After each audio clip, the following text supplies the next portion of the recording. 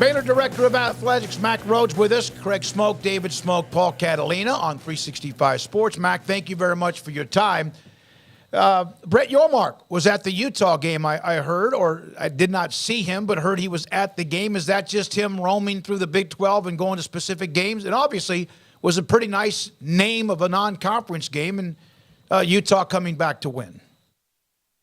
Yeah, that was just him being commissioner, getting to games this season. And so, I think more than likely every weekend he's got at least one game to go to. So he chose the Utah Baylor game, and we were happy to have him and host him. Were you able to, along with him, entertain any of the administration from Utah since they're about to be a part of the conference? I think he briefly had an opportunity to, go by the visiting AD suite, say hello to Mark, and the president was there, Taylor was there, and some of the other, Utah contingency. I certainly had a chance to visit with Mark, a little bit prior to the game, and then certainly after the game. So it was really good to see him, and I'm really happy, fired up that Utah is joining the Big 12 next year. So I think they're going to be a great addition. Have you guys made any headway on what you're going to do schedule wise, or is that still like a little bit off in the future?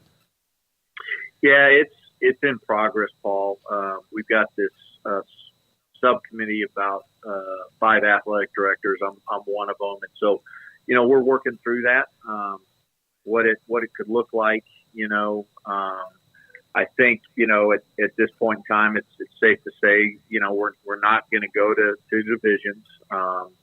We really want to think about how we orchestrate the 2 best teams playing in the championship game.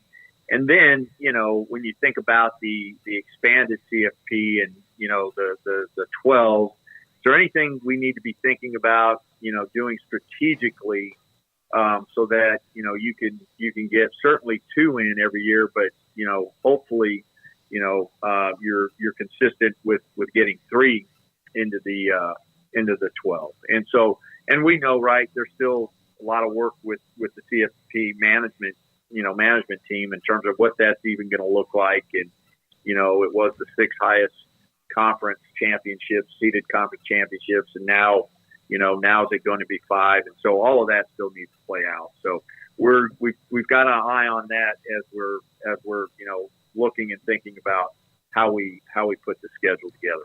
Mack, what is the timeline on that becoming finalized, how the new structure is going to work exactly? I just realized, I know there's, obviously change is on the way, but what's sort of the timeline as far as all of that goes? Yeah, I'm not going to tell you, because if I tell you a date, you're going to hound me all the way up to that date. You're damn right we are. I would say that, probably by the time we get to, the 1st of November, mid-November, we want to have, clarity of what the structure is going to look like, the matrix. And then, then it's a matter of, putting in the teams and, looking at all of the different parameters, and, is the travel fair and, all of those things. So, I think that's fair to say when we think about a timeline. Mack, I don't know if you've read this or not, but Colt Barber wrote a column inside of Sikkim365.com. I'm not sure that you've had time. You've got a lot on your plate. But the bottom line is that he kind of said something about Baylor athletics, Baylor in general, and the fan base, et cetera, being at kind of a crossroads. Do you feel like in any particular way there's any kind of a disconnect that needs to be fixed between the fan base and athletics? Yeah, it's a great question. I think, one, I have not had the opportunity to read his column, his article, but I'm familiar with it. I think enough people in the athletic department, candidly, have read it. And so what's been described to me is, I probably, agree candidly with some of it. I think some of it has some great merit, and there's some things, again, just as it was described to me, that I probably, don't agree with. I will tell you, I think we as an athletic department, contrary to what maybe some might think or what our fans might think, we've got great empathy for the ups and downs our Baylor fans have been through when we think about football, and we do read and take into consideration all of their feedback, and with most jobs, right, there's factors beyond what people are externally aware of, and how those things impact our decision making process. But I think we've got great empathy for our fan base. We went through this age of Grant Taft, this era where there was consistency and identity to the program, and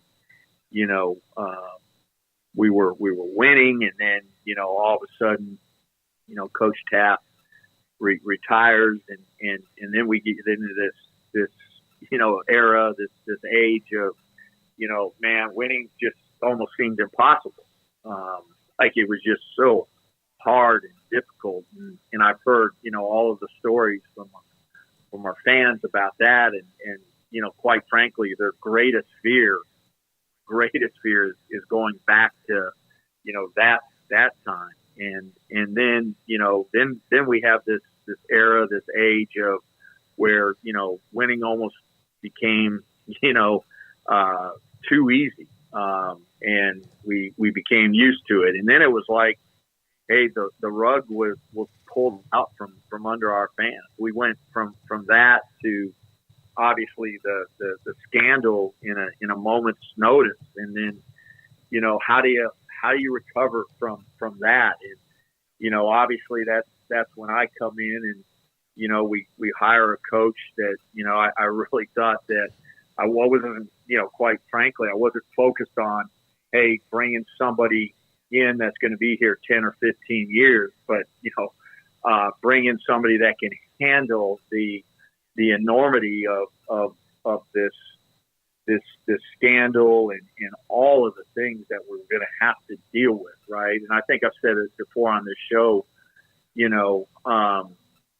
that I think I could have counted on one hand the people out there that had the leadership skills and tools to be able to handle all of that, and so Matt comes in and it builds the program, and then leaves, and then I can just feel it, our fan base going, oh, here we go again, right?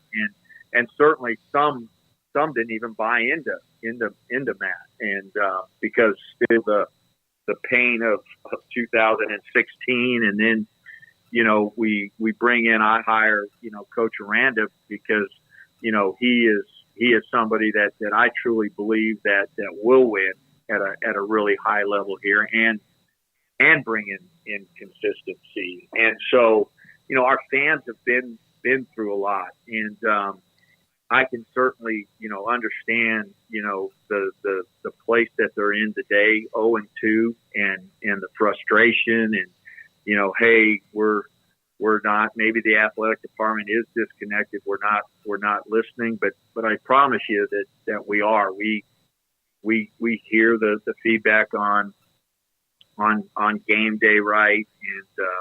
And we've made several changes, right? There's things with the uniform. We hear about the offense. So those are all things that don't fall upon deaf ears, but we do hear them, and we do listen, and we do have great empathy for our fan base. And I think that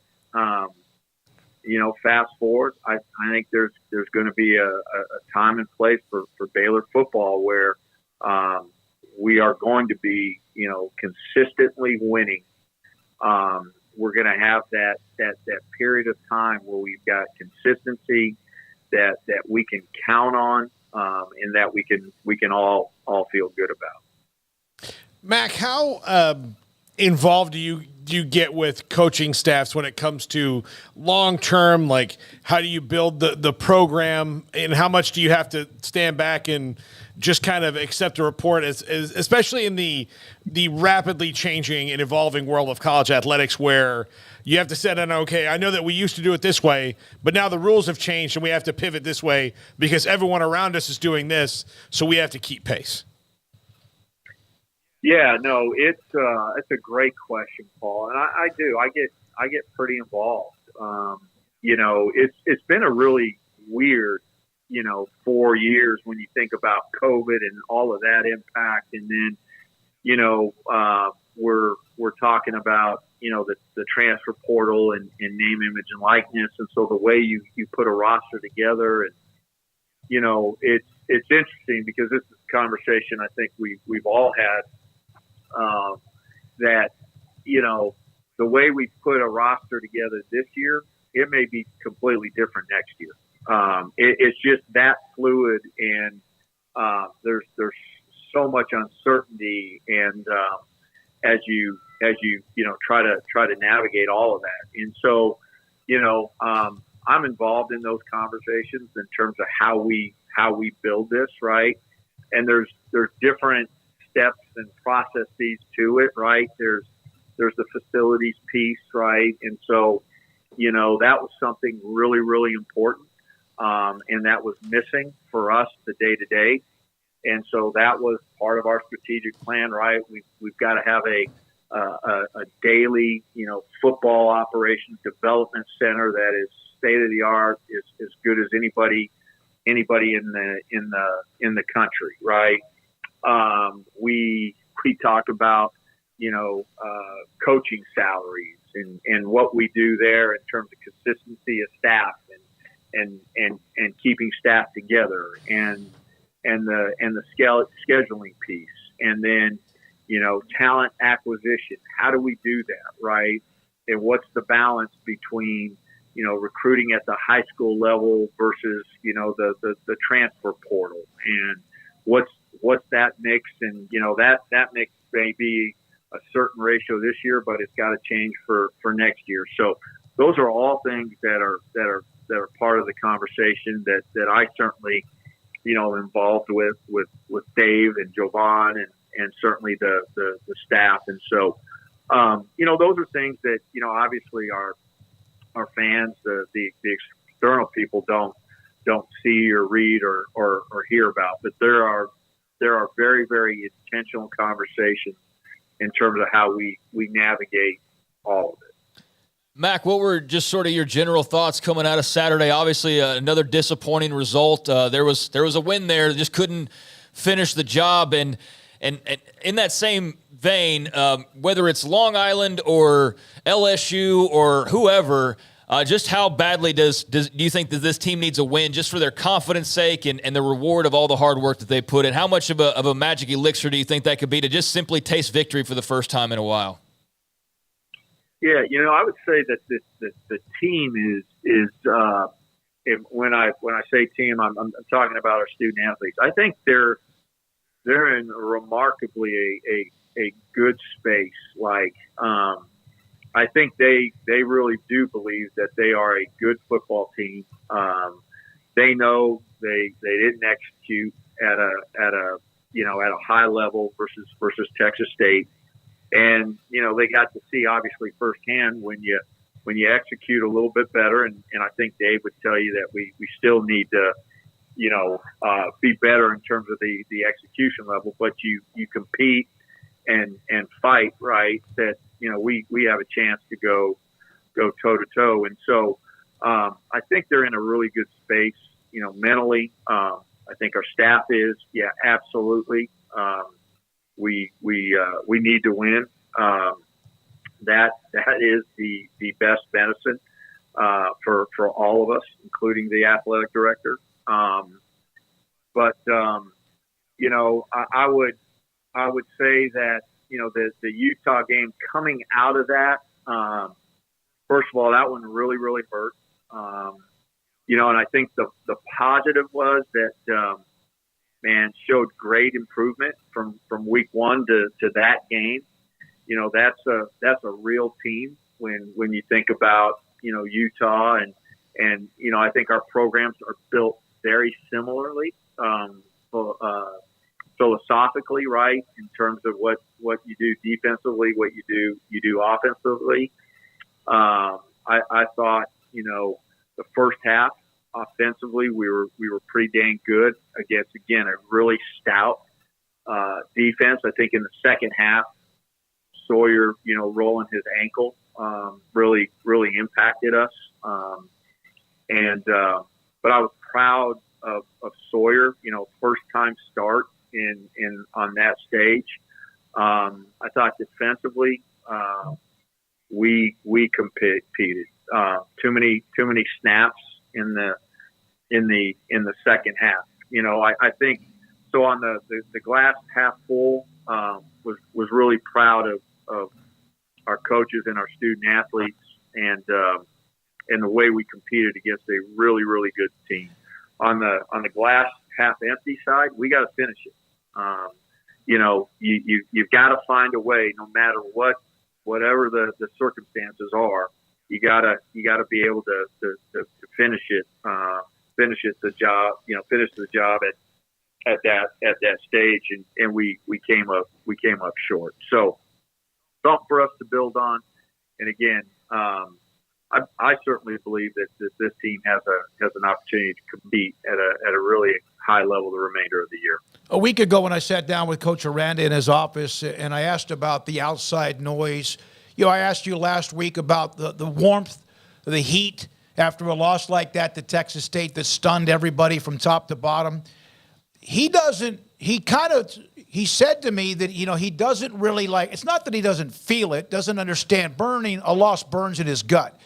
But that the outside noise or whatever is something that he doesn't want to be in that situation. But he is getting paid a lot of money at a place that has set a standard. How much, in your opinion, does he realize where people are right now with the football program?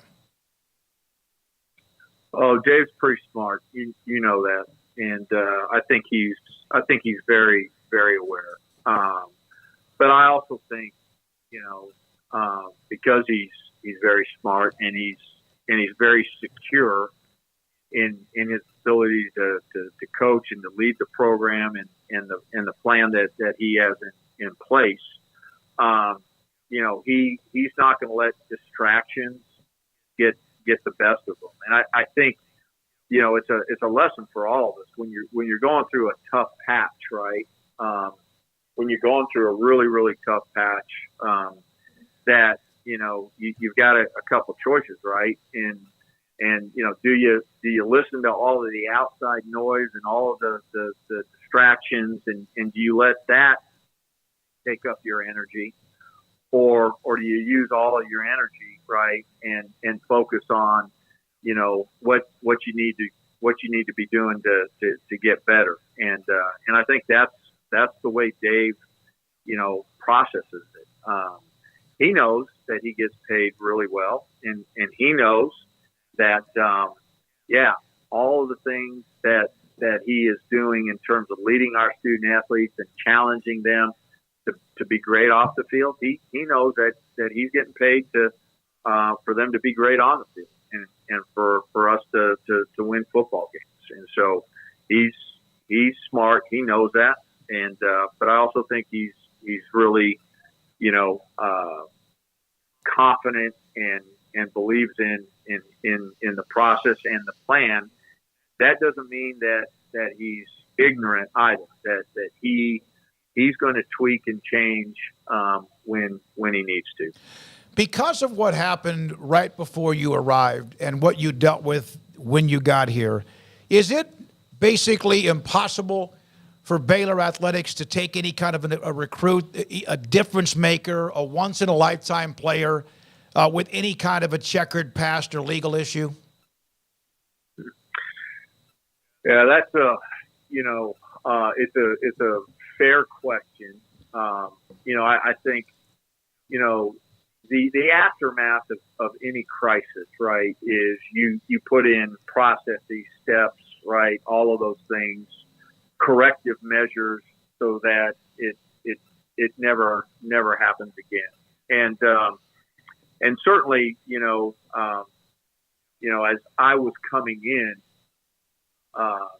many of those, probably most of those had been set in terms of, the admissions process and the different steps, all of that, right? And so, I do think that there is,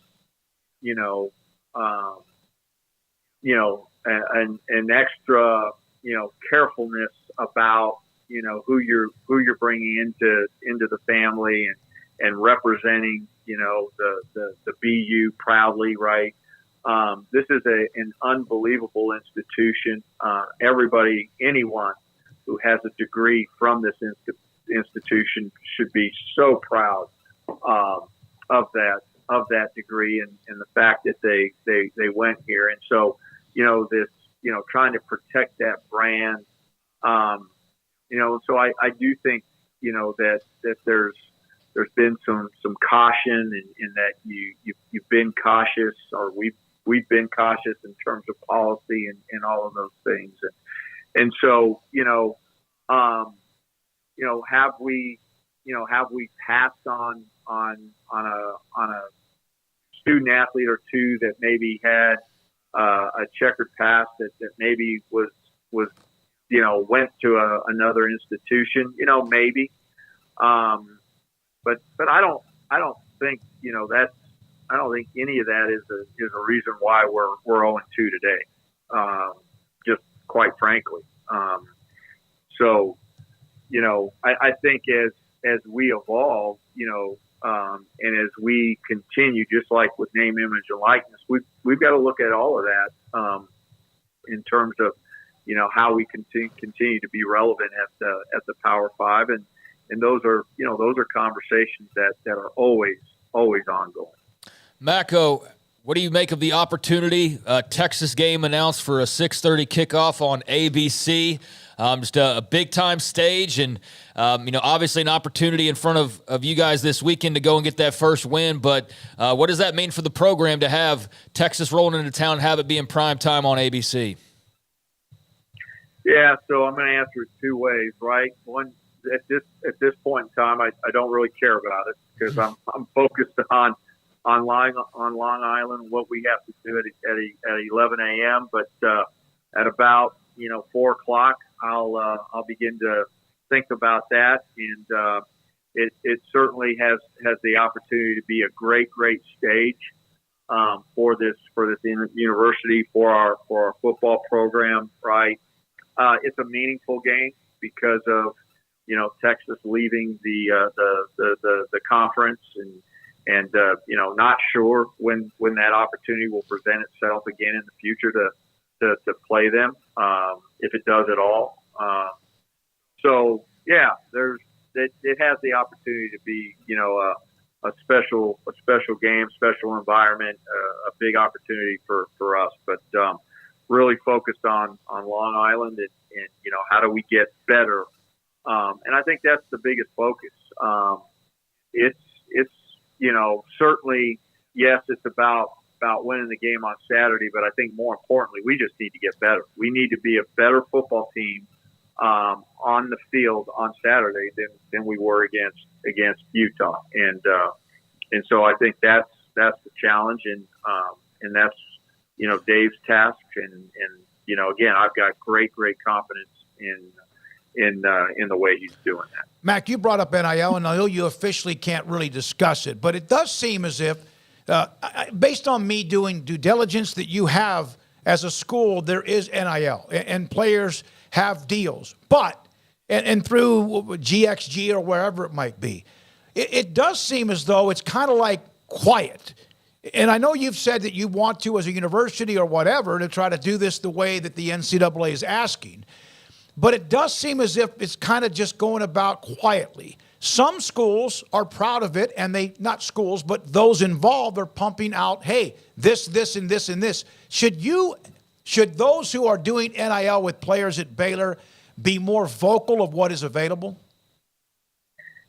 Yeah, I think you're right. I think we've taken probably a more quiet approach, and I think primarily it's because we're trying to kind of figure out the landscape and where do we eventually land, and what I mean by that is federal legislation real? Is it not real? Not trying to get out over our skis, etc. Now, make no mistake, we're pretty active in terms of the monies that GXG is raising, the opportunities that they're providing, and so within the Big 12, when you think about particularly football, men's and women's basketball, I think I can confidently say that we're in the upper half, and we've had this conversation. There's probably 15 institutions out there right now, just nationally, that are ahead of us, and have unbelievable capacity to do it at a higher level. But then I think there's this next group, and we're in that next group, and so we're fighting, scratching, and clawing. I think here in the upcoming months, you'll see us be more public about it and the importance of it,